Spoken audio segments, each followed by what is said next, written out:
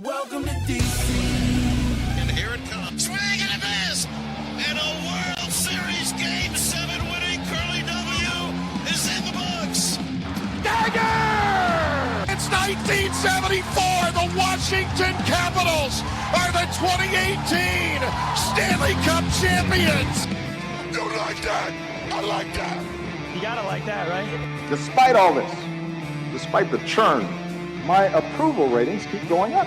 We are ready to give our 500% support back to this franchise, back to this city, back to this team after Snyder leaves.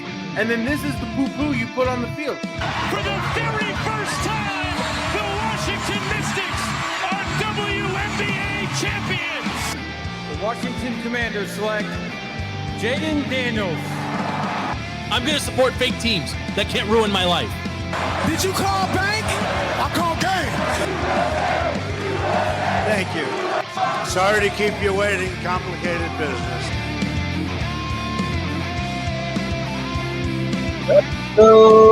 Episode number 357. My name is Joe. This is Defeating the Curse, the podcast. And once upon a time, I think it was a blog and a website too. I actually don't know what the status of either of those efforts. Started with a blog post. It was FP's letter to Bruce Allen. If I'm pretty sure I still pay for that domain, so yes, I do get charged. There are a lot of legacy charges that I think are still associated with the original LP accounts. Thank you for making sure all the systems in the back end. I think there's a SharePoint site. I think we got all kinds of stuff in our early days set up.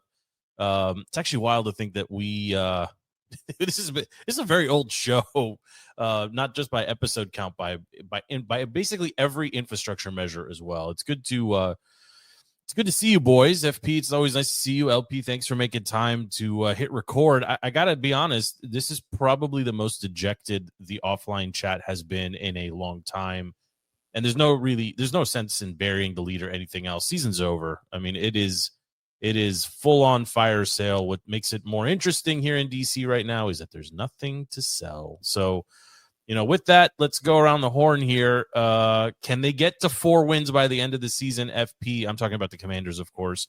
Can they make it to 4, FP? Can they find one more win in this schedule? I never thought the Wizards would be more fun to watch over the Commanders. I never thought that would be the case, and we are here where I look forward to watching a Wizards game of a nice, fun, young team probably put it together faster than the stupid Commanders. I can't. The intro, we need to roll back the intro to that part I said where we're ready to give 500% back to this franchise, back to the city, back to this team after you sell Snyder. And this is the poo-poo you put on the field. It's insane that exact statement sticks. Yes, I think the meme says same, but different. And LP, I mean, you, I think on our initial, yes, yeah. I'm watching the Cowboys right now. They're down 27-10 to Jacoby Brissett. Watching the Cowboys. Well, that's interesting. How are you doing that? I'm not. I pay for DTC domain, so I don't have to pay for streaming. For those that are keeping score at home, we are.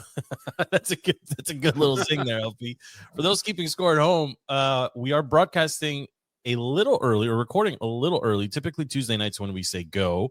Couple scheduling conflicts, so we're on a little bit earlier recording during Monday Night Football. And when this was organized about a week ago, and everyone was like, "Well, that's okay. The game won't really impact, our top 5 rankings. Maybe the Cowboys, maybe not. Whatever." But, it's fine. We'll have it on in the background. Between the time that decision was made and right now, ESPN and YouTube TV have severed ties. That officially happened at the end of last week, on or right before Halloween or whatever it was. So as we're sitting here, FP, who is, hard-coded into the Matrix, and LP, who is also hard-coded, hardwired into the Matrix with physical cable boxes in 2025, are able to partake in Monday Night Football, while yours truly cannot. I am watching the game via the game, like the game box score play-by-play on my computer, like an actual pour, because I have no way of watching the game in 2025 in my home on a TV in anything that resembles high definition. I don't fully understand what the dispute was.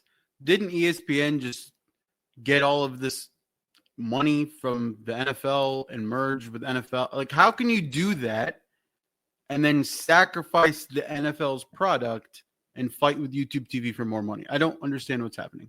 How do you hold all of your college football and NFL, and how do you hold all of your fans hostage through that negotiation period? Typically what we do, or what we like to see here, is a bridge contract for those in the contracting world until you can figure out and finalize everything else. But honestly, it's disappointing on both fronts. And as a YouTube TV subscriber myself, and overall pretty satisfied many years, for many, many years now, they ran into the same buzzsaw with Monumental. And at that one was, okay, well, this hurts. Ted is being a little bit extra here, apparently in the negotiations, but he won't relent. So we're already having to resort to other means, and I'll leave it at that, to watch, for me anyway, to watch Wizards, to watch Caps. And I mean, there's not like a ton of programming on Monumental that I think people care about, but this sucks, and not having ESPN going into a big college football weekend, I would imagine it hurt subscribers or hurt fans tremendously. I just hope Disney's paying attention, right? Because in the end, they gotta do something to get these things back on. And and I'm just staring at the two of your faces, and both of you guys are clearly watching the game, which I cannot do. This game is impacting the bottom 5 ranking. I'll put it that way, because if the NFL really cared, they would have put this on one of their streaming platforms and said, "Okay, fans, we care about you." NFL's being very smart in staying out of it, because it's not an NFL issue. This is not an NFL issue, it's right? True, it's not. ESPN, yeah, but they want people to watch their product. Sure. And Jerry Jones is never going to be happy. Jerry Jones only cares about his money. He's not going to be happy to see ratings and viewership down on his Cowboys team, even though they're crap in the bed right now and the Cardinals are whooping them. Does it affect? It comes down to numbers, right? No, I mean, the NFL has already been paid by ESPN to have their broadcast rights for Monday Night Football, so that there's not going to be an immediate impact here, FP. It's the eyes on the team is what he cares about. Yes. If there's an Eli and Peyton streaming, like the real question is how many people are not able to watch Monday Night Football, all of the associated lead up and post game programming because of this YouTube TV dispute, right? Like I would imagine some super hardcore fans reached into their wallet and plunked down for ESPN Plus Unlimited or ESPN Plus or whatever that service is called that gives you all of the ESPNs. You could do that a la carte style, and I imagine some people did. I personally did not, and I'm sitting here on Monday night unable to watch football. I think for the first time in my adult life, I am not watching an available Monday Night Football game because YouTube TV and stupid ESPN can't get out of their own way to get this thing resolved. So, I am pretty jealous of both of you, and it leads back to just a logical, question, I suppose. What do we do from here? Like, for you both of you aren't streamers, but Matt the Met was going bonkers in the chat for what seemed like a day and a half, with psychoanalysis and super analysis of direct TV stream versus Fubo TV versus whatever, which one has an app, which one has 4K, which one doesn't. And in the end, the two of you have just like, well, if you want to watch live sports, emphasis on the word live, get the cable box. The amount of joy I get spoiling the World Series and spoiling plays and spoiling honestly, it's your worst bit. It's the best. I love it. Screw all you poors. Just pay for FiOS. So small. The box is tiny. It can literally bracket mount behind your flat screen. But I don't want a box. I don't want a box. You won't see it. You won't see it. No, I'm not going to explain this again. I just don't want to. I don't want any physical. It's thinner than the TV mount now. You can stick it in the back between the TV mount and the wall. I don't even use the FiOS remote. I use my Google TV, Sony TV remote, and it controls everything. Like I still have one remote. I know, but okay. But a part of me also, FP, wants to go 100% the other way and just cancel everything. Like, can I live with that? I was almost there. I signed up for NFL Red Zone. My bill went from $200 to $400 for no reason. $200 for Red Zone? It was because my package expired or something. $400. This is only an And LP problem. This No, isn't. this happens every 2 years I've to never every had this Verizon problem. subscriber. Not me. This sounds like They- what happens on every annually for my XM subscription, my one XM Yes. subscription. And they You gave pay me for $30. XM. Yeah, I do actually. I pay for it on one vehicle, which gets me the app, so I can use it on all the other vehicles. Because this was like, again, this is an old guy bit here, but Do you I listen actually to Pop 2K? no, I That's a like good I like station. I like 80s I on mean, 8. if you're in our age group, that's not a bad station. Sometimes you just want That's right. music, and that doesn't mean go discover new music. I want to listen to music that I would have been listening to. Well, it brings a whole new debate. I think you should go Apple Music over Spotify. I believe I'm not prepared to have this conversation with you today. I'm just frustrated. Like I'll I talk cannot about watch. anything except the Washington Redskins. I will. Listen, I I will feel you. discuss. I feel you on that, but I feel like the curse is alive and well. We are on the front lines of defeating the curse. It has not been defeated. FedEx Field has claimed yet another major injury. There was a ridiculous graphic, LP, I think you sent it out, that showed all of the injuries that have happened in one section of that cursed field, in that cursed stadium, in that cursed city. And here we are again. Jaden, let's just get into it here.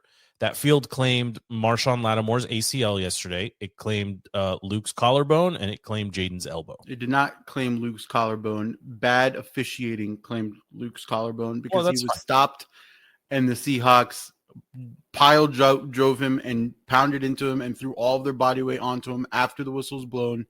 No whistles were given. No flags. We're going to get into the whistles. Let's talk about that for a second, because I have a problem with coaching staff picking receivers when you are already thin to return back kicks.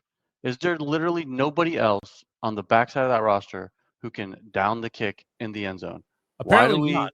Why do we like Jalen Lane, Luke McCaffrey, Debo? We have 4 receivers. Why do we use 3 of them in special teams return game? It's Great so question. frustrating. We have an injury problem, and you're putting your thinnest spot on the roster back to return kicks. It's so frustrating. I know Luke's been good, but like, come on. I mean, we're not going to win the game off of when we're already down 17 points off of special teams. Well, that brings us really to our first and really the biggest conversation of the evening is there a scenario where JD5 is still in the game? If you're the head coach of the football team, losing by 200 at home in the most embarrassing fashion possible, is there a scenario where he's still on the field for you deep into the fourth quarter? I don't have a major issue with it. He's a football player. We're playing football. It's a violent game. You can get hurt at any time. You got to just It is a violent game, LP. And if you listen to any of the former players, they're all going to say, everyone wants to play. We're all competitors. We want to play. Yeah. Whether you get hurt on play 1 or play 30, like I think we have to make a distinction here. There's old time players that are on TV, like commentators from the like far past era, right? Like the old heads that came from a different era where you could hit people. And then there's the more recent or newer kind of school of post players. And personally, I think there's a distinction between the two because they played in 2 different NFLs. I'm not in any disagreement with you that like why wouldn't you rest other starting positions or other areas where people are injured and blah blah blah. He's your franchise quarterback. Right. He has and I'm not going to make RG3 comparisons here. And honestly, because I was prepared to go full RG3, let's talk it out. I don't actually think that's fair to either RG3 or to Jaden. RG3 relied heavily. RG3 comparison, yeah. And I do want to just say this out loud because I've been, I think, the most vocal on the show kind of making this comparison. And I think it needs to be, I just want to set the record straight a little bit and kind of where my head's at too. RG3 relied heavily on his legs. Jaden does not. His legs are part of his game. RG3's game was until last night where he was forced to. Yes, but this is where I look at coaching, whether it's Shanahan a decade ago or Dan Quinn last night. I look at them and I say, you can't leave your young 20-something player, ace, high draft pick, franchise, caliber, franchise player. I mean, he is your franchise player. You can't leave him in a position where he can hurt himself, especially when there's nothing to play for. And this, for me, like, we were not going to mount a Broncos-style 33-point comeback. It was not going to happen. You don't have any pieces on the field. And the only thing I could figure, FP, is that maybe you want some rhythm going into the following week, but it's hard to make that claim that deep in the fourth. He shouldn't have been out there. I get the coaching aspect of it, where it's the offense hasn't been clicking. Jaden hasn't been on the field. He needs the reps. He's a second-year guy. He has to get the reps. I understand that. I truly do.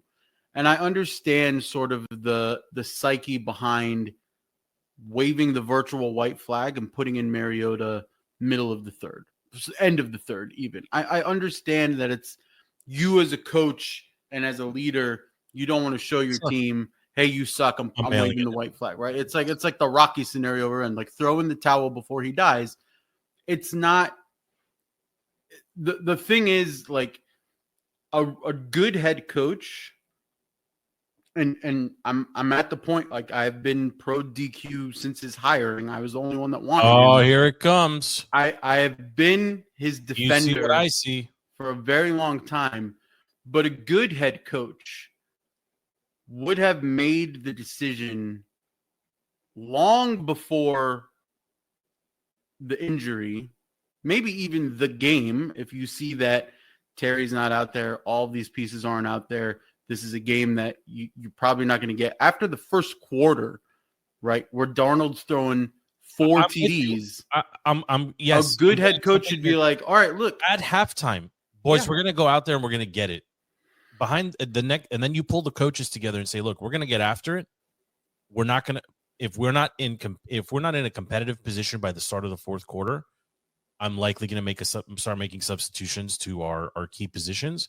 It just, like, it's part of coaching, FP. You nailed it. It's part of coaching. You have to be the responsible. The decision should have been made at halftime to start mitigating loss. And it sucks. Listen, it sucks. It sucks for DQ to basically admit, I didn't get this team ready. I didn't get them ready all offseason. I didn't do what I needed to do to put the best players that I have been given on the field in their best chances. And you can get into AP, you can get into Ron, you can get into all of it.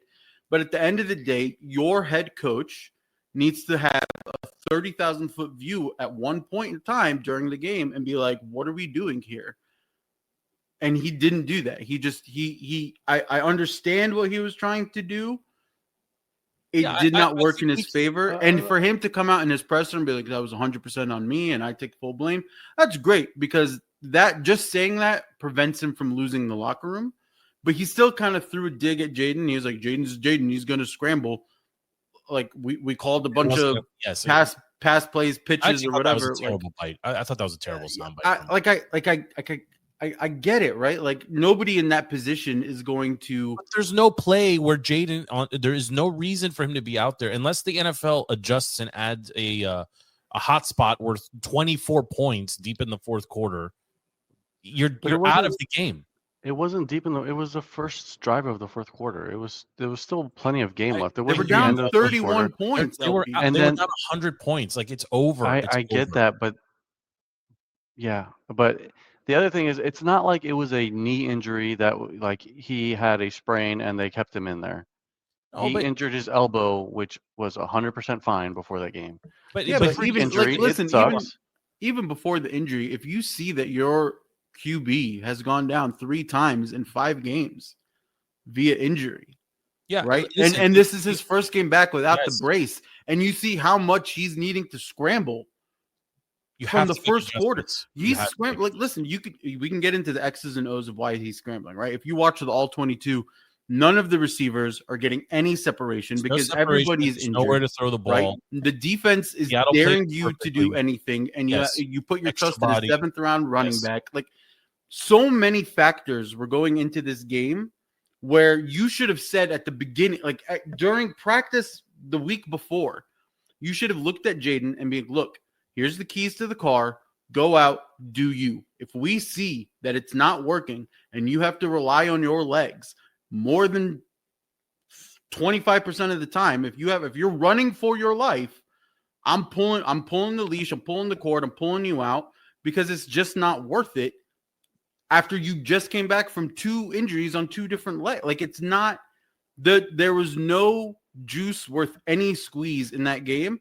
And you just kept going and going and going and scrambling and hitting and hip tackle and drop tackle and all of the trash. You were getting nowhere. At some point, Dan Quinn has to be like, all right, I'm throwing in the towel. It sucks. But you go to your players and you say the next week, with Jaden healthy, you say, listen, we weren't prepared. That's on me. I'm a bad coach. We're going to fix it. Okay, then you go and you practice. But you have to do it. I mean, it's he put himself in a corner. Yeah, I don't know how honestly, to me, it's indefensible. Like, he didn't look that great either. I mean, there was frustration on Jaden's face.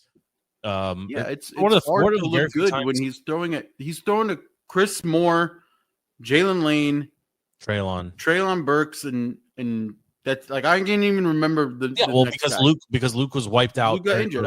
I don't know who the next guy was. Honestly, but there is so many problems here, and I think we have to be honest with ourselves. We knew the team was a little bit fraudulent last year, right? There was a lot of, in hockey we would call it puck luck, right? Yeah, for sure. A lot of bounces, and you can't expect those to happen again. AP deserves some of this too, right? I mean, this team was old coming in. You're not in a position to, you weren't 1 or 2 pieces away. I mean, that was the reality, and it's unfair to expect your rookie quarterback sensation, whatever, to basically have the exact same year that he did last year. But, oh, by the way, we're just going to add Debo and things are going to be okay. Now, they obviously added Tunsil. They spent money and tried to improve on offense. The defense is atrocious. And Lattimore sustaining, I believe it's confirmed now, ACL. Sprained ACL. No, ACL. No, he's torn. Is it torn? It's torn. He was able to walk off. Like, it's just one of those things where some players can't move and others can walk it off. But he's done for the season. I mean, Mikey played a bad game. Everybody, nobody played a good game on Sunday night. But for Jaden to be out there, LP, and I'm just gonna say this: you have nothing to gain from a team perspective. You have only losses, only possible losses to sustain. And yes, they were in scoring position.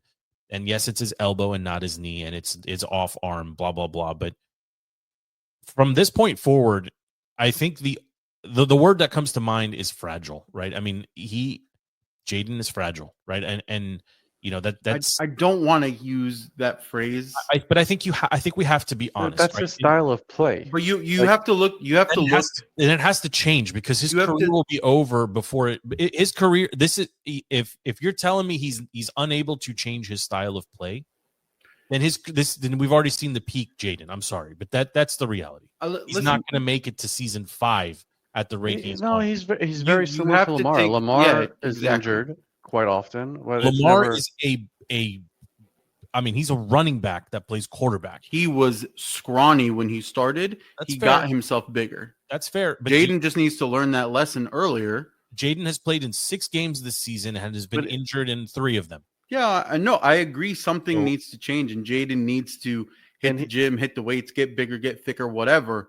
Also learn how to get down and not. You have to remove the PTSD and the RG3 comparisons from your view. You have to do they're completely different play styles. You have to remove that view, and you can look around the rest of the league, right? But you look at Lamar, you look at Joe Burrow. If anything, he is almost 1-for-1 Joe Burrow. Burrow's a good example. Burrow's an excellent quarterback, but he's also fragile. Joe Burrow is getting decimated because his team is not spending their money. Build the line for him. Yes, they're teeing off. I think Jaden is a little bit different.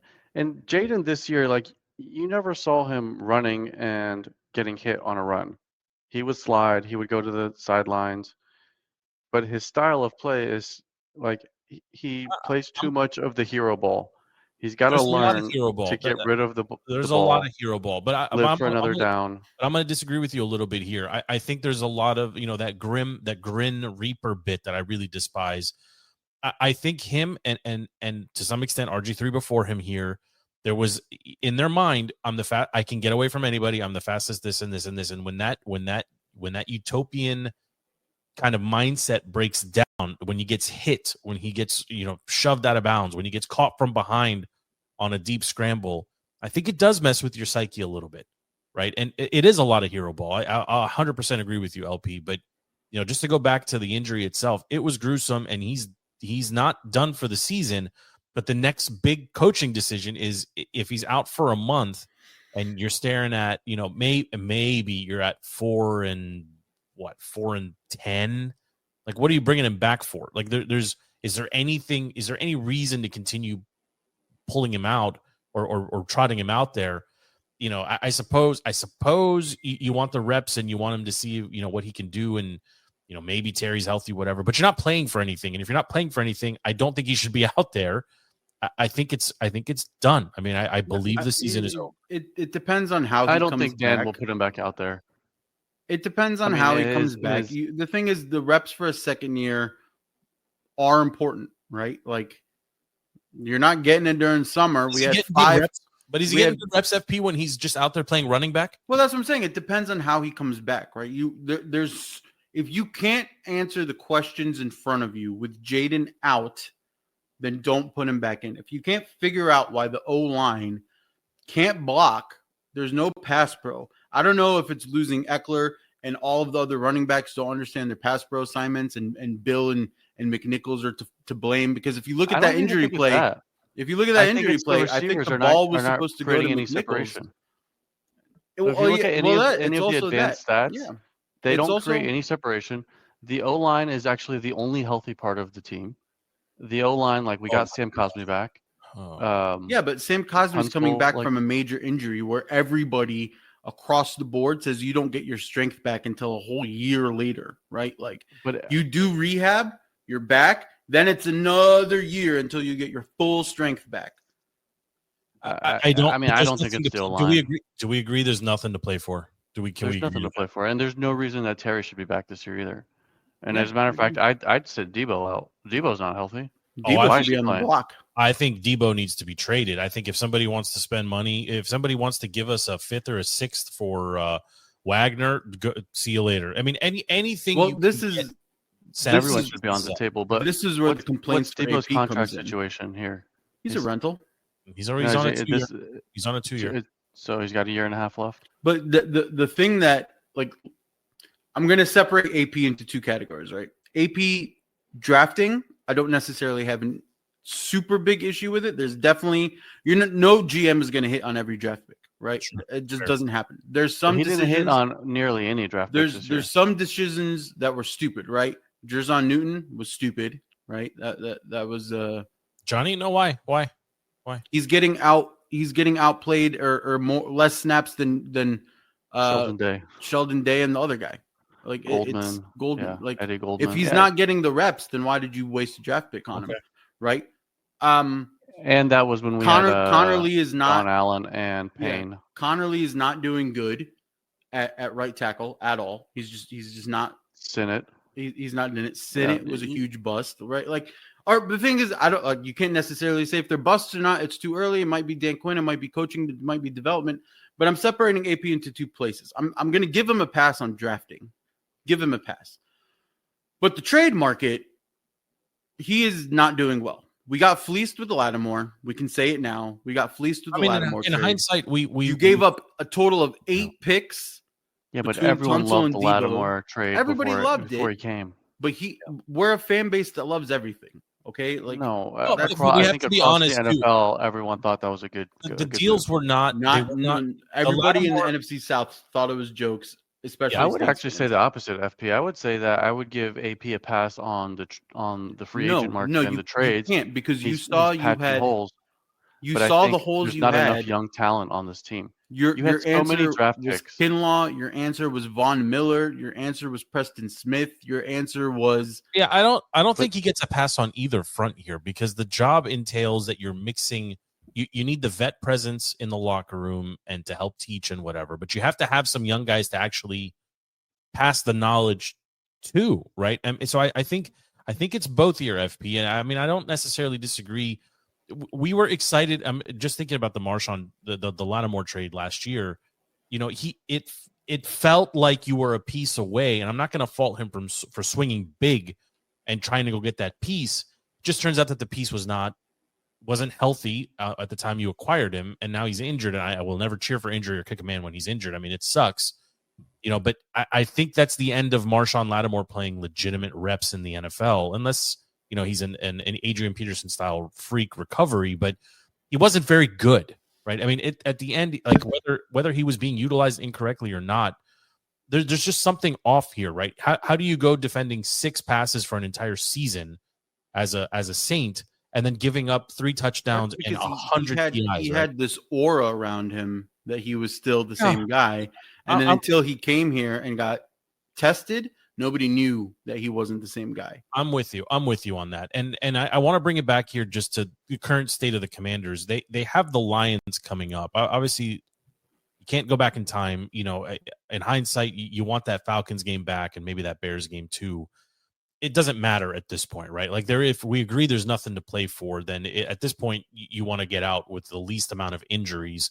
I understand the need maybe to put something on tape to entice free agents maybe to come. I don't think that's so important because of how good Jaden's rookie have to view the rest of the year as preseason. You have to evaluate your talent. I think you have to evaluate everybody. You call everybody up, and it sucks to say it, but at this point, you need to lose more games. You need the highest possible draft picks. The problem is he doesn't have a ton of them. Guys, they've been evaluating everybody. There's been 13 injuries to starters. They've been evaluating. The back of the roster is already emptied out. This is now bringing up guys from other practice squads to your practice squad. Yeah, you just fit the roster. But I don't. There's nothing else to evaluate. I don't think you have a choice here, LP. Right? I mean, what are you going to do here? You're not going to be as constructed currently. Marcus Mariota cannot go out and beat. He can't beat the Lions, right? Maybe he can go out and beat the Dolphins, right? But he's not beating the Dolphins. Maybe they're not going to score enough points. They're not going to score enough points. So we had the number 1 running offense through week 3 or 4. That was never true. Stat. Yeah, that was always fluff. That never passed the eye test. Yeah, Bill is back to undrafted running back status. Bill might be okay. He's not there yet, right? And he's not. It's not like he's. There are times where he flashes. Well, but listen, Bill was never planned to be RB1. He was initially RB3, right? Like 4 actually. We the fans wanted him elevated fast. Me specifically. A Yeah. lot of the fans saw the magic that Bill has, and they wanted him elevated fast. You got a little bit of it in the Chargers game, but he was the plan was never for him to be RB1. So you can't fault anyone. RB1 is gone. Wide receiver 1 is gone. Quarterback 1 is wide gone. receiver 2 is gone. Yes, because Debo is a slot. So yes, you're also adding to that list now. Your cornerback 1 and cornerback 2. I mean, this is going to be a tough rest. Your safety 1 was gone, Will Harris. Yes. But to bring it back to AP, the reason why I'm going to give him more of a pass on the drafting, okay, it takes forever. You can't really figure it out after a season, whatever. But when you saw the team that you had constructed last season, there was guys that proved they should have been paid. And big names that should have been paid, big names to DC that should have been paid to keep the momentum going. We did not do that at all. Because you can't tell me right now, revisit the people that we lost, and you can't tell me right now that if we had them, we could have weathered the storm. If you had Jeremy Chin, you could have weathered the storm a little bit more on defense, right? If you had OZ and Diami, you could have weathered the storm a lot better. If you had Dante Fowler, you could have weathered the storm a lot better. And these were guys, think about that playoff run. Think about the second half of the season. How often did we say Diami's name? How often did we say OZ's name? How often were we going crazy about Fowler? How often did we see Chin crashing down, making a fantastic play, or organizing the secondary that very clearly needed him to organize the secondary? These were playmakers that were being actively called out by the announcers. Yeah. And offseason comes and AP goes, no, we can do it without these guys. We'll just bring in different guys on different rentals and see what we can do again. Like that to me is the biggest mistake. It's a good take, FP, and I think as the season progresses, we can confirm your assumption here, right? That this was a misstep by the front office.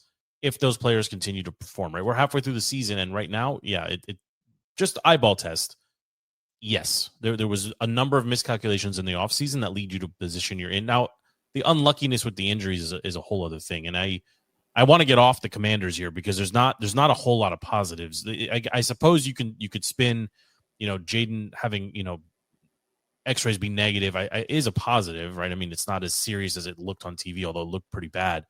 But again, there's nothing to play for. So at this point, it's draft position, draft capital, trade any pieces you can. There's not a lot of value here, though. I mean, Daron Payne may be worth a fourth or fifth to a contender, maybe, but you can't send him in division. So the X-ray only confirms that there was no fracture or bone damage, but doesn't confirm UCL, any of those other joints in the elbow, right? Yeah, it's bad. And you see that with like the baseball players when they have an elbow injury, right? Yeah, my point, for a year. Point, LP, is there's nothing to rush him back for. Like, there's no reason to bring him back. You're not going to make a run for the Super Bowl because this isn't a playoff run, right? Like, I don't think you're going to even make a run for the playoffs at this point. Well, but that's my point. So then there's nothing to. That's what I'm saying. Like, then it's you're the Titans. It's just. I think the frustration for all of us is you caught lightning in a bottle last year, and the front office and the coaching staff said, "Hey, what if we open the bottle that captured the lightning, let it out, and see if we can capture another lightning bolt?" It's just stupid. It was stupid. You had building blocks. You got to the top, and your decision was knock down the building blocks and see if I can build it up again instead of reinforce. Yeah, it's a house of cards or a game of Jenga, and by the way, not too many pieces. House of Dynamite on Netflix, fantastic movie. Oh, fantastic! Let's do a little impromptu OMC because my take is a little bit different than yours. But you didn't like the ending is frustrating, but we'll do it. Let's do it. We'll leave 5 minutes at the end. We can talk about it. So, what is the status of the current Monday Night Football game again? Because I'm unable to watch. Cowboys are the Cardinals have 0 yards in the fourth quarter, and there's 3 minutes in. Who's winning? 10-point game, 27-17 Cardinals. Cardinals are winning. Okay, how's Bam? Cowboys Knight? Are coming back for sure. How's Bam Knight doing? Anybody? Jacoby. He from what I saw, he's been getting some good runs. Okay.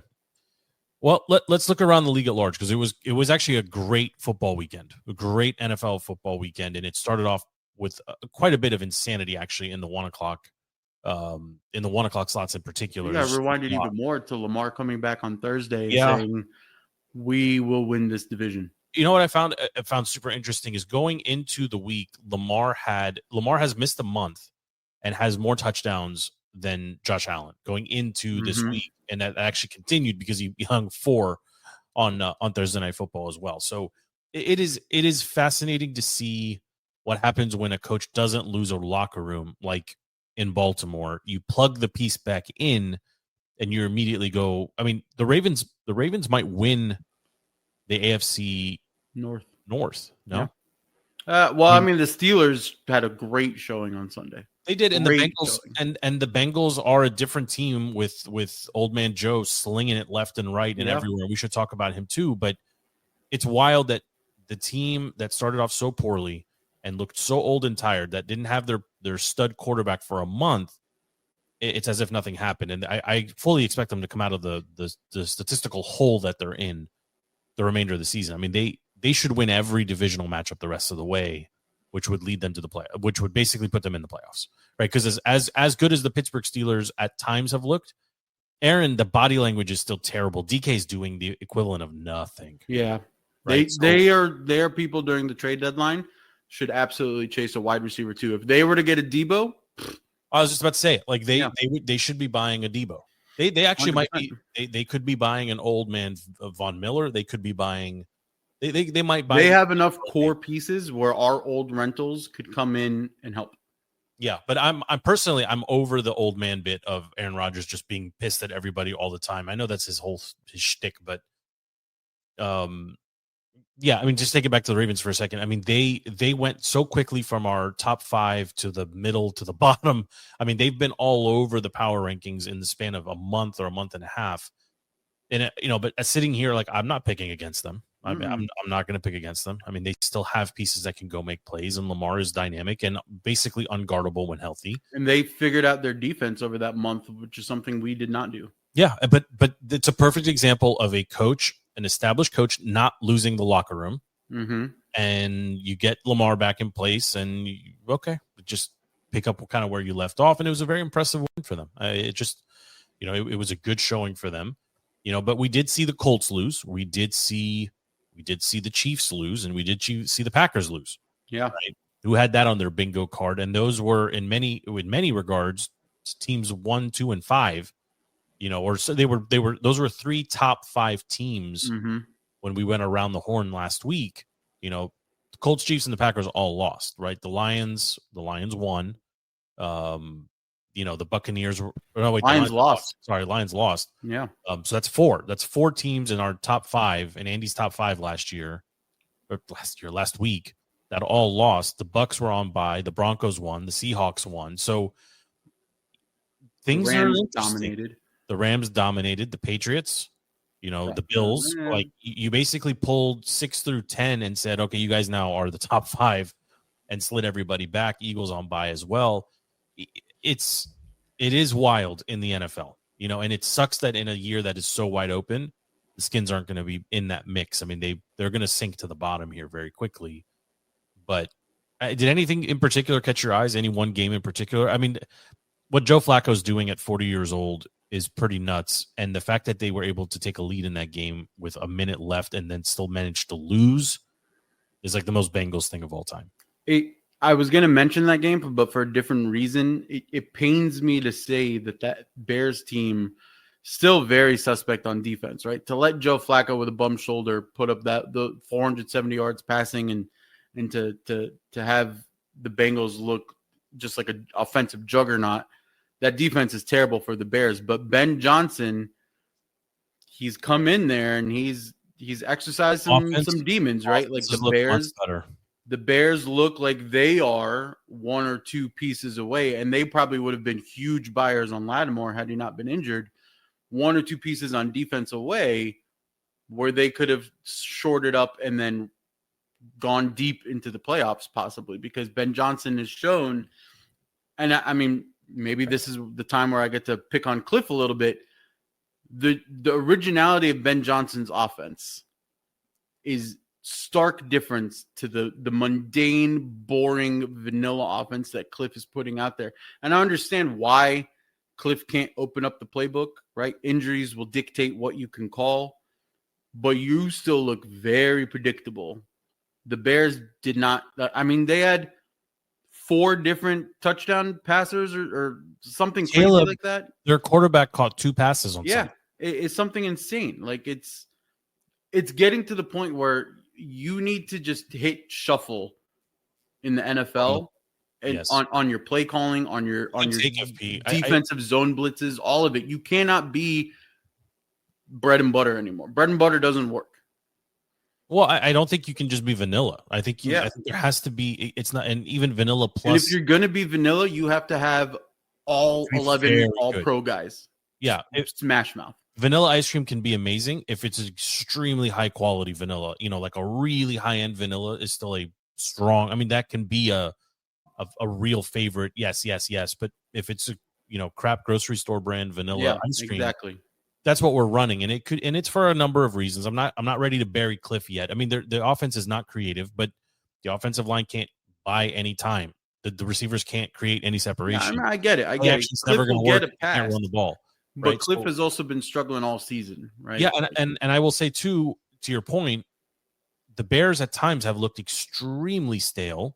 Yes. Right. And it just seems like Ben Johnson every week, every 2 weeks is adding a couple new wrinkles to the playbook to keep it a little fresh, trying to make his mark, but also kind of taking a little bit of that, a little bit of that Lions DNA with him. Right. In that there's going to be some unpredictability in our offense. You're not going to there's always going to be 1 or 2 plays that I'm going to try to trick you with. Right. We don't have trick plays. Right. We have bubble screens. And we've had bubble screens here for 30 years now. So it's embarrassing. But I'm curious to see, LP, did anything catch your eye around the league? I didn't watch football yesterday. Oh my God. I didn't realize Steve was here. That's great. Okay. So, all right. So back to UFP. I guess you and I will talk about the rest of the games, but I mean, listen, it was the first time that all 6 QBs drafted played on the same day, right? In JD's draft class. Bo Nix played well. Keeps getting it done. He was silent for 3.5 quarters again, but then he pulled magic out of a hat, right? Drake May, they were way closer than they should have been to a Falcons team, but Penix looked good, right, against a pretty good defense. Drake May pulled out what he needed to pull out, and they got the dub.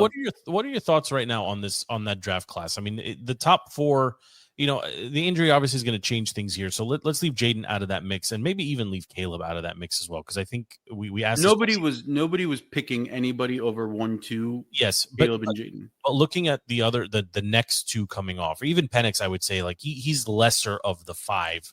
Who's the 6th quarterback? FP JJ McCarthy, which I was going to say came out, looked fantastic. Vikings looked like geniuses for grabbing. I mean, not geniuses because Sam Darnold had such a phenomenal game, but they looked like, hey, the Ravens-esque, right? We have the pieces. Yes, we kept the locker room together. The guy comes back in. We look like a 14-win team again. Okay. Yes, and they upset a monster in Detroit. Would you agree that Drake and Bo Nix right now are the top 2 of the class for right now? Right now, this season. Season 2, yes. Yeah. Just isolated. If you were building a franchise around them, or around one of them, who's your guy here? Do you go with the slightly larger? May over Nix? Yeah, but by a lot or not? Not by a lot, but I feel like the weapons that Nix has, I think, are better than the weapons that. Oh, for sure they are. For sure they are better. Drake May is putting out a better product than Nix. Yes, Drake look. Drake May's doing a little Aaron Rodgers impersonation here, right? Where he's looking to be very much the part and equal, a very solid distributor of the ball to pieces that are, Kayshon Boutte and Stephon Diggs are slightly above average at this point in their careers.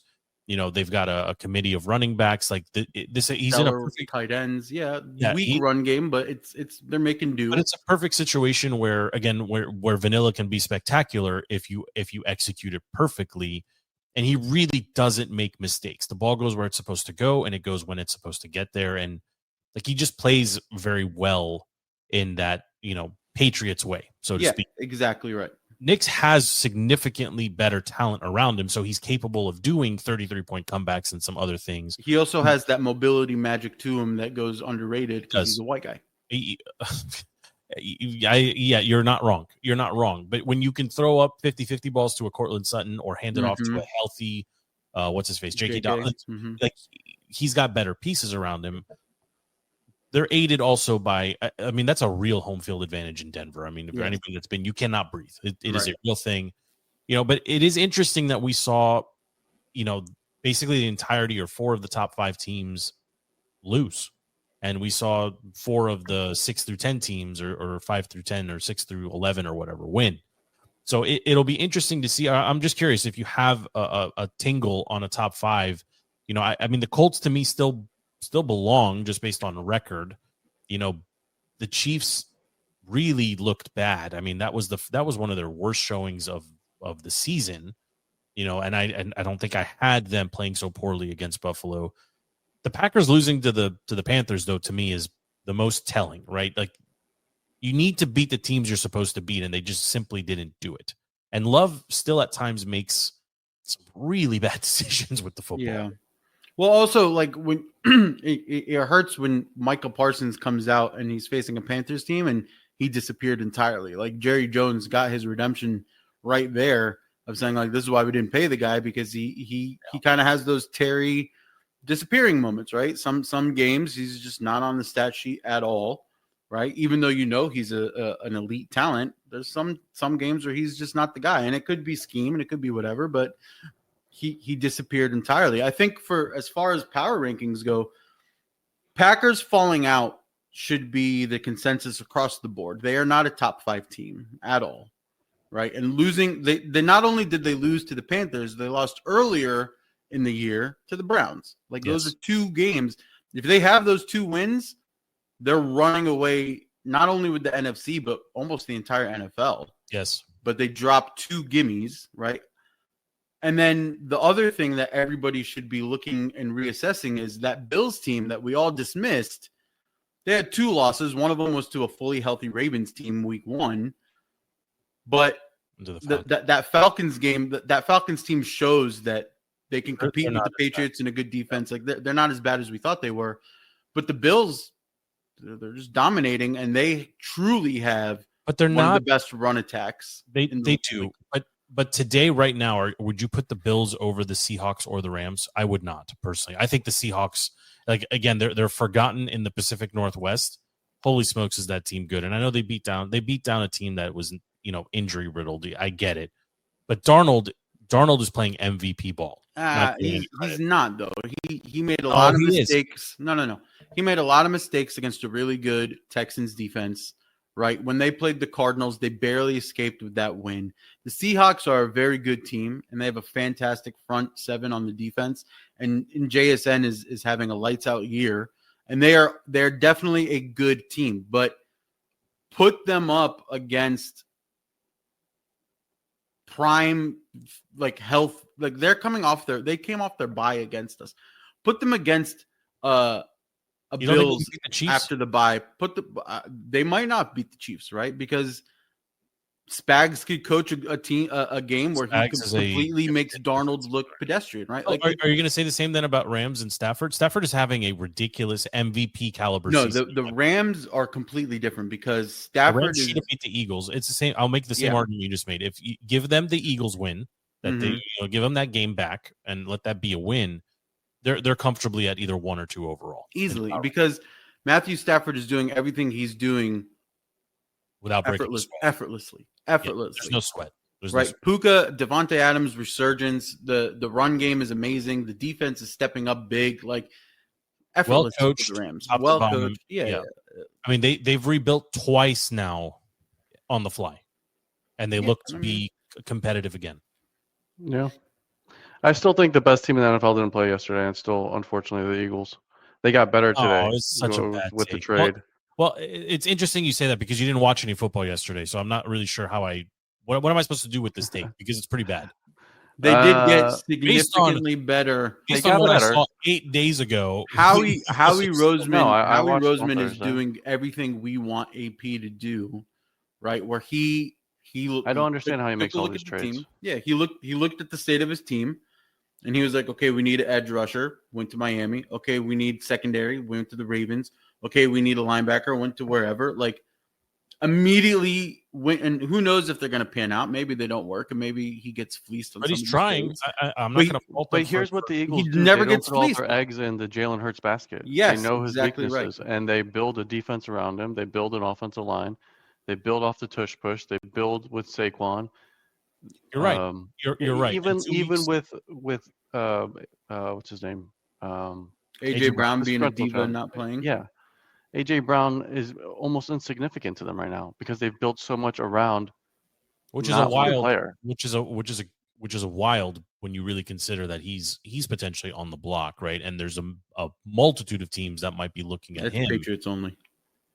Nobody's going to outbid them. But the Patriots should do it.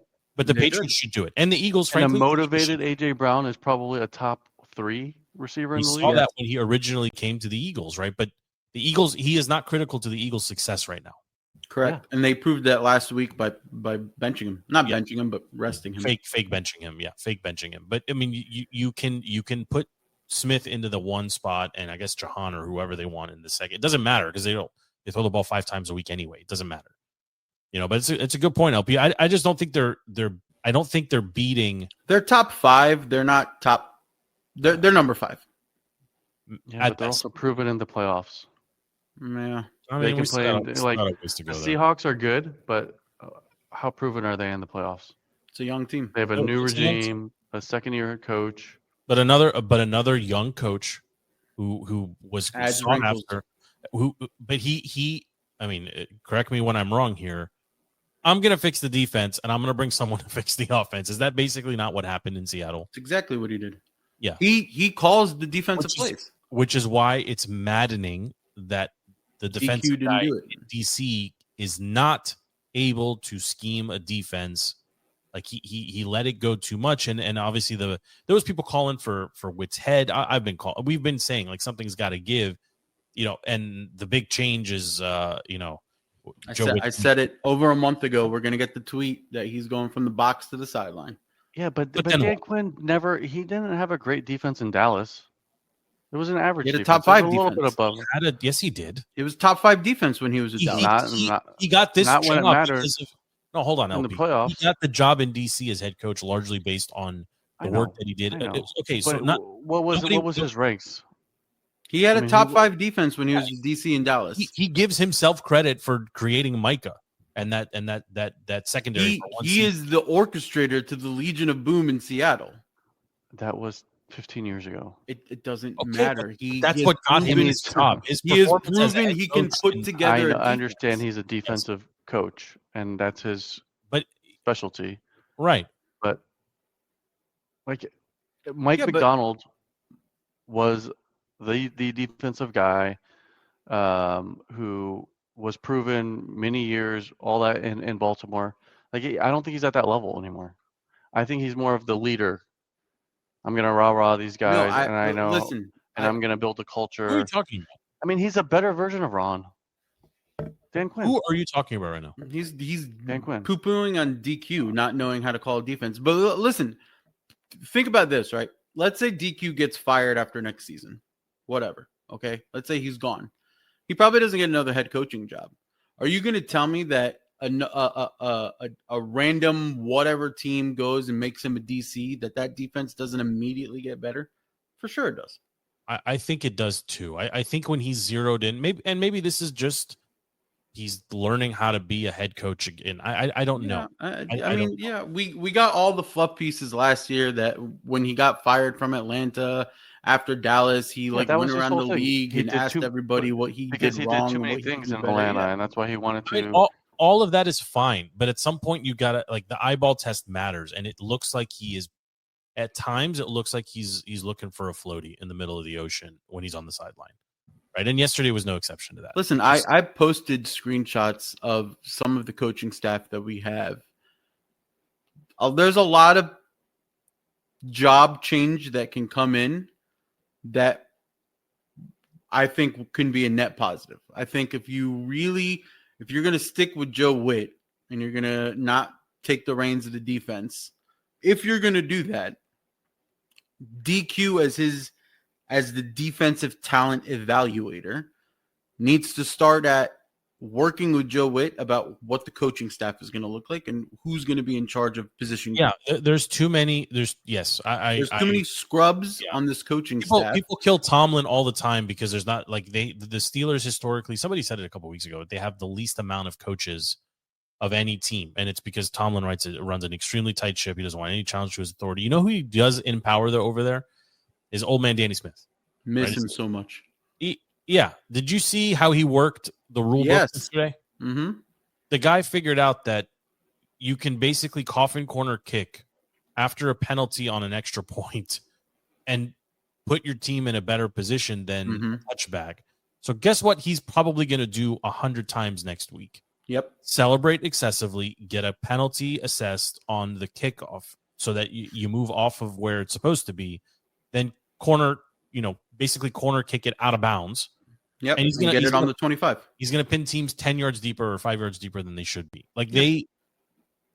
We're so far away from that here in DC where somebody's analyzing the creativity. The creativity and the analytics. Yeah, but I said all with this team. The creativity to be so focused on your exact job that you are analyzing, you're pulling a Kobe Bryant, and you're reading the referee, handbook to figure out where the holes are, and then in the perfect opportunity, you exploit them. Can't fault him. Flipping and looking at the bottom of the league, and the Commanders, I expect we will fall into the bottom 5 here by the bottom 5 right now. I don't think they can be there just yet because you still got, the Saints, the Jets, the Titans, the Dolphins, the Browns, maybe even the Giants. I mean, the Giants are in a bad way too, but No. Where do you put them then? Last. Second to last. No. Saints are worse. Saints are worse. The Jets, the Browns are worse too. Hold on. Titans are definitely worse. Browns have a Raiders. top 3 defense. They're not worse. Well, between the Browns and the Bengals, they need to merge the Ohio teams and just create one Ohio team. They can play double games, but like between the Browns defense and the Bengals offense, they win the Super Bowl. But like Saints are worse. The Titans competed yesterday way better than we would have competed. The Jets compete as well, but they're worse. They're 1-7. Record is worse. Eye test, they are not worse. The Jets? You're talking about the Jets? Yeah. Record worse. Eye test not worse.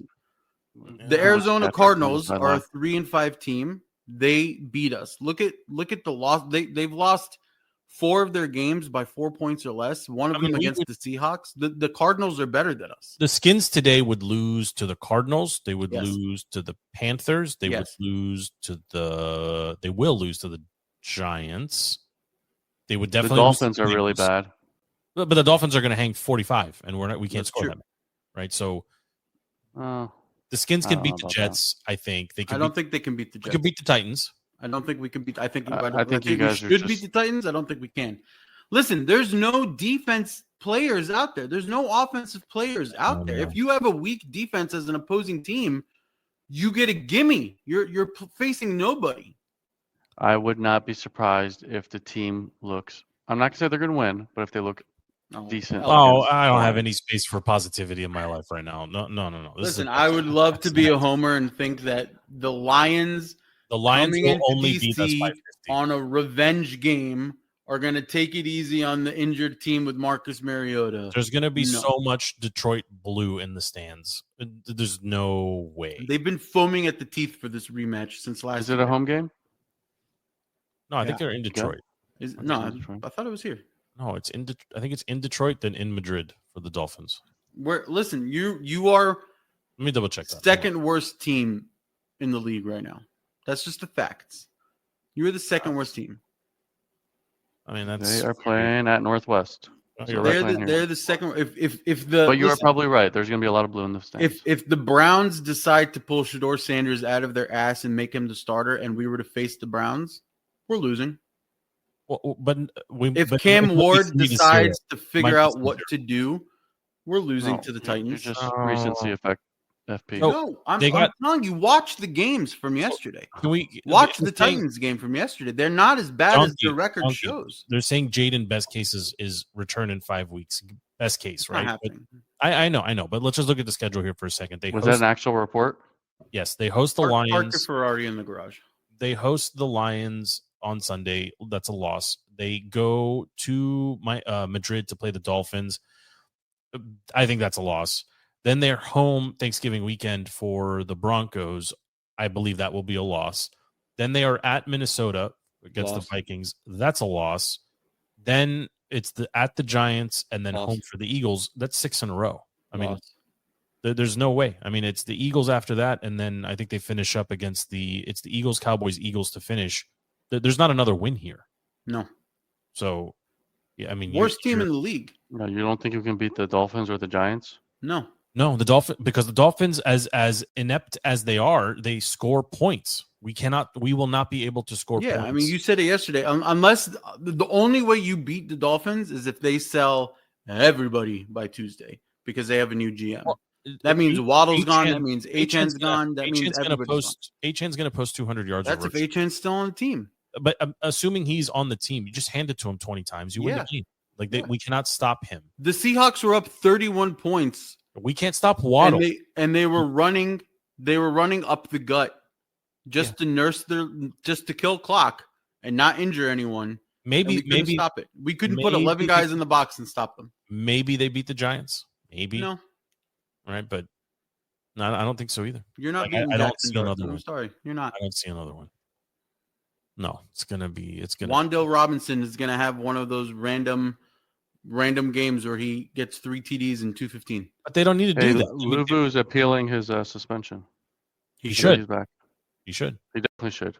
And the Redskins as a whole should say, here's hip drop tackle 1 on Jaden, 2 on Jaden, 3 on Jaden, 4 on Jaden. Not one flag or one fine was issued.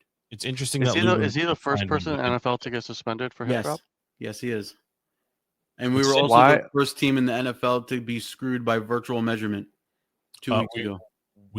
That's true. On the Zach Ertz first down, that wasn't a first down. I think Ertz is done also. I think he might set a record.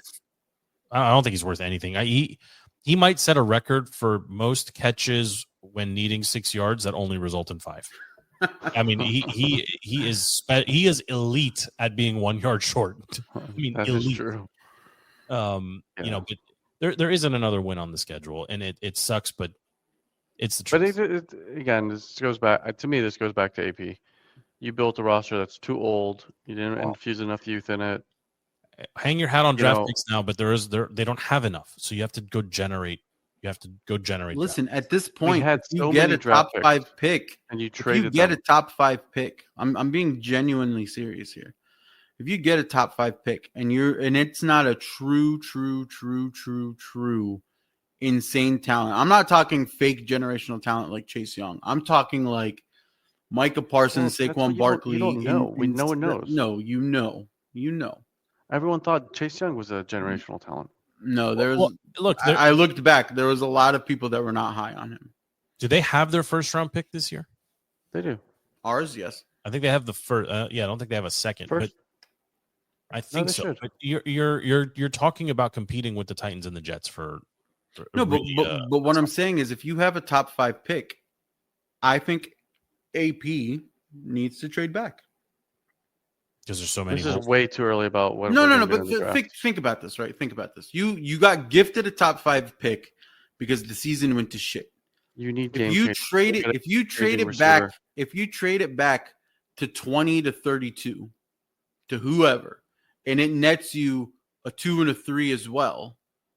In theory, your first round pick is what you probably would have gotten, and if all the cards fell correctly for the season. Yes, you're saying just hedge based on where you would have been anyway. Exactly. I don't. If it generates more picks for you to infuse more youth faster, yes, and I understand what you're saying. But I actually, this is where I'll give AP just a tiny pass. I think this is more of a coaching problem right now than a talent problem. I think you have last night. I disagree. I disagree. I think this is a talent problem. I think you have two dinosaurs that are so reluctant to make changes between DQ and to some extent even Cliff. I think they're looking at the team as it's constructed and they're coaching as if they are in weeks 19, 20, 21, 22, 23 of the last season, not in the current season. I think they're dying on the hill of this, it worked last year, it might work right now, and it's not. And the perfect example of all of this is the microcosm of the Chiefs game on Monday night.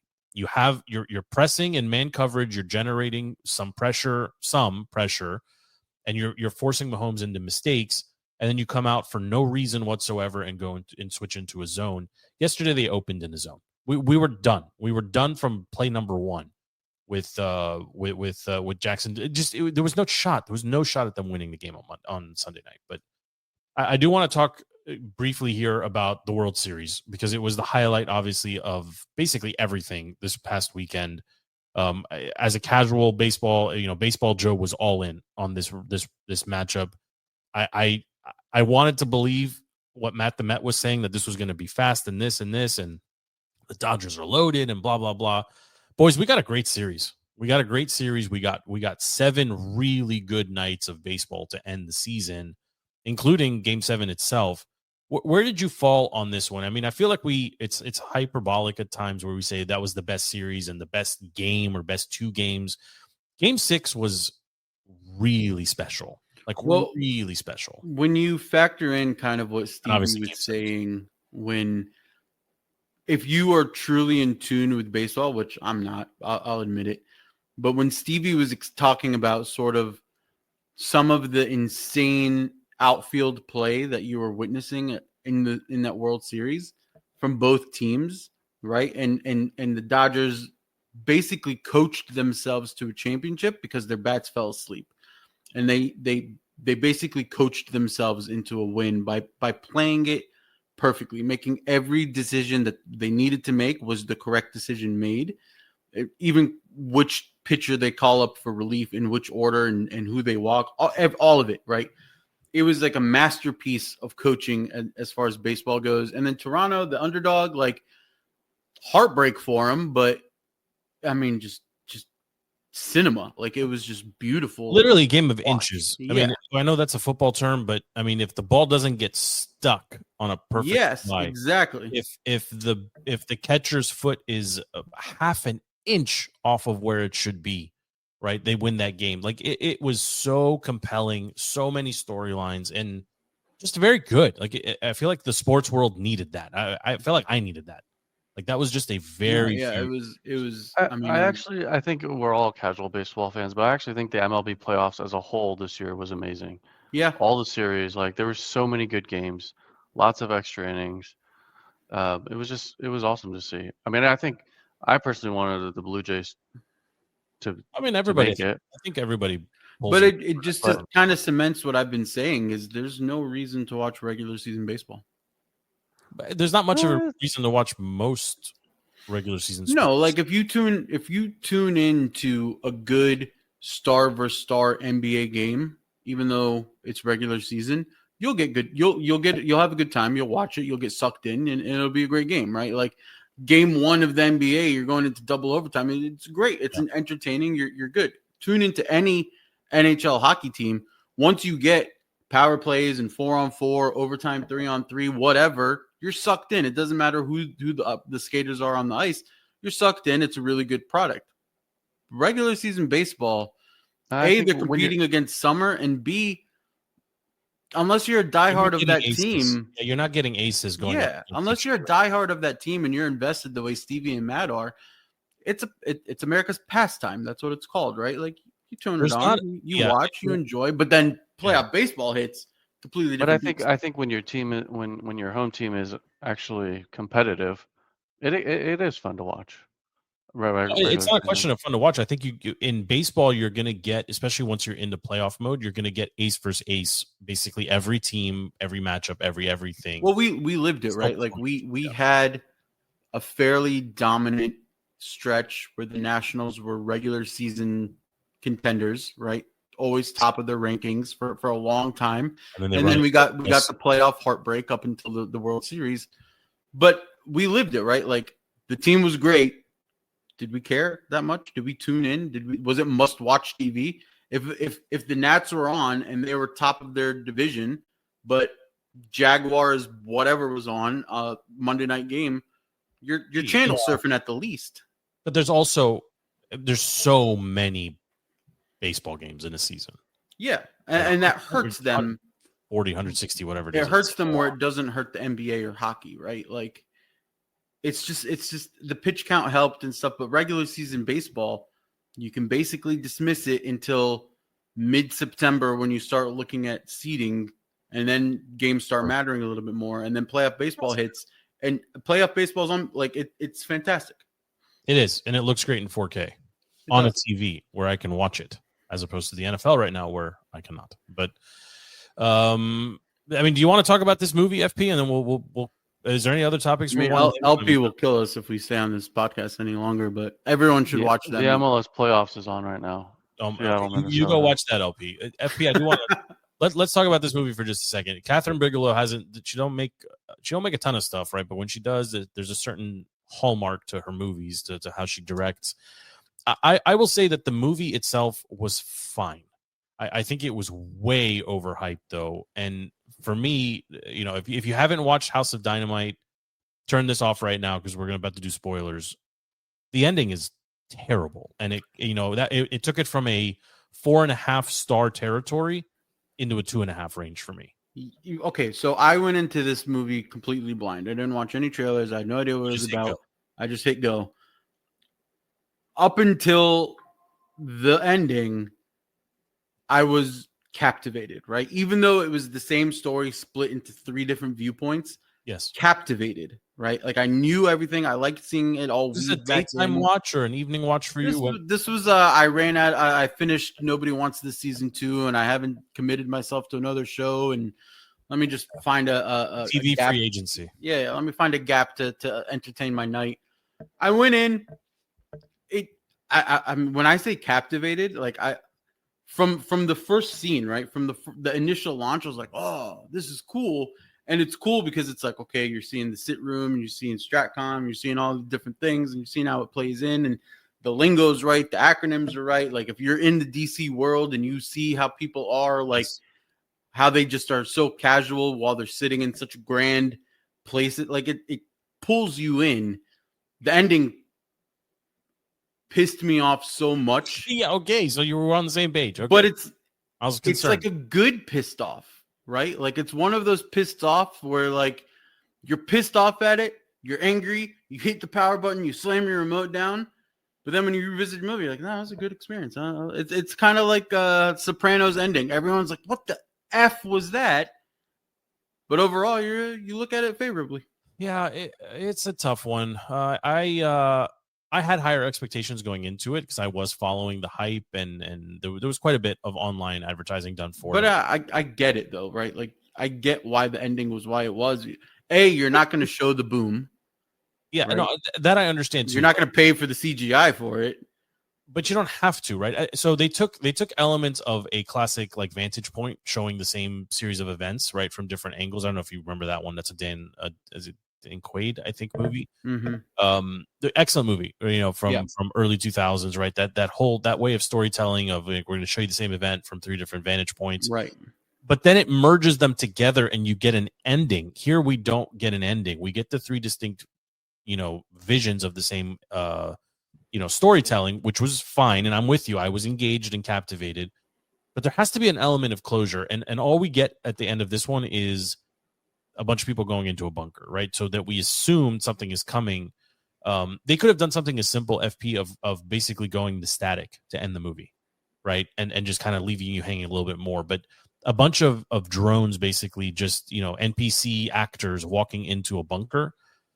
It just fell off a cliff. I think that I'll agree with you too. There was certain elements I really enjoyed. Seeing somebody super important jogging through the city on their iPhone, trying to maintain a connection with a brief, like that screams to the core of so many of us that do that on a daily basis. Seeing the motorcade just disrupt DC life, but everyone's just like, oh hey, it's the motorcade. Yes, prime DC, right? There's stuff like that I thought was really, really well done. But where do you give it overall? If you're, let's stick to the OMC scale here. Where are you falling? Before I scale it, I will say I think if the ending got a little bit of a open-ended twist, like spoon-fed to us, a la Inception and the wobbling top. Yes, where you get to like something. Was he wearing his wedding ring? Was he not wearing his wedding ring? Was he awake, not awake? Whatever. If you gave me something like that, I probably would have pushed this to a 4.5. Oof. Okay. I would have pushed it that high. I'm giving it just out of the frustration of the ending, and I'm never going to watch this movie again. 3.5. 3.5 is solid. That's a solid recommend to somebody that's looking for a movie. So, and it is. It's a fantastic recommend. Yeah, and you're right. Now that I'm kind of rethinking it, maybe I'm being too harsh at a 2.5 because I put some of Andy's, dreck in that. Like range. I would go out of my way and I would say, Andy, you need to watch the show. Brother-in-law, you need to watch this movie. You have to, like, it's worth consuming. It's the perfect time. It doesn't get too Groundhog Day-ish where you're like, okay, I know what, like I know what's happening. Like, yes, they kept it fresh enough. Yeah, the 3 distinct visions or angles were distinct enough that you were engaged and you were getting a little bit more insight. I mean, there's definitely some stuff that was played up. I think that was maybe over the top too. Like you're not going to have the director of the Pentagon sitting there and pressing mute watching a meeting like that by himself in the meeting. Like that's never going to happen. You're also, the possibility of everyone stationed in Alaska being from Chicago is a little bit off as well. Right. But I think it just needed, like, you needed to close with the skyline, with the Chicago skyline, for example, or you needed to show just people hustling and bustling. Yeah, or just show you spent money showing the bomber, the fighter jet loitering Right. Show that the command came in. Show that something was going to happen. But that was like a wasted wrinkle of the plot. I also appreciate that they took a page out of the Maverick playbook where they never name the enemy. Right. Yeah. Very clever storytelling there as well. And I actually think that works. One of the better twists that I saw was not showing who the president was for the first 2/3 of the movie. I mean, you knew though with the voice, right? I mean, you knew with the voice, but like not showing him. Right. It almost plays into today's political landscape where depending on what seat of the aisle, you could be like, oh, they're totally pretending he's, or oh, they're totally pretending he's the other president. Like you don't really know what, but like you don't know if it's a Republican president or a Democratic president is what I'm trying to say. But on that note, his significant other is on a safari, like totally unnecessary element. Like it just adds nothing, right? Except his significant other is not with him in this tough time of, and like I think I'm going to stay at a 3. I think this, if somebody asks me if it's worth watching, I'd say, it's worth watching. Yeah. Like if somebody's like, I got a flight coming up, give me some movie recommendations, download it. Maybe a little bit too tense for a flight, but yes, I'm generally in agreement with you on that. Anything else? Oh, yeah, it's nice to do a little impromptu OMC. I mean, it's sad that we're already an off-season movie club. Week 7. Yeah, off-season movie club. Oh man, I mean, coming for the bye week too. We need to get some bye week movies. Yeah, we do. I mean, listen, the Caps had a rough 4-game stretch. They kind of fell apart.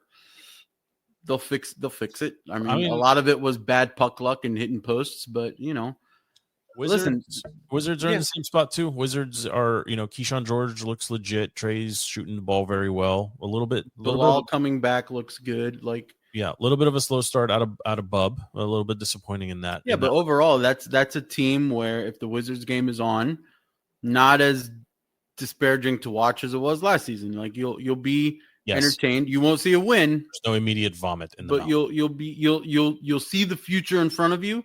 You'll see the youth movement, and you'll be like, okay, I can buy in. I can do something with this. Yeah, I'm with you.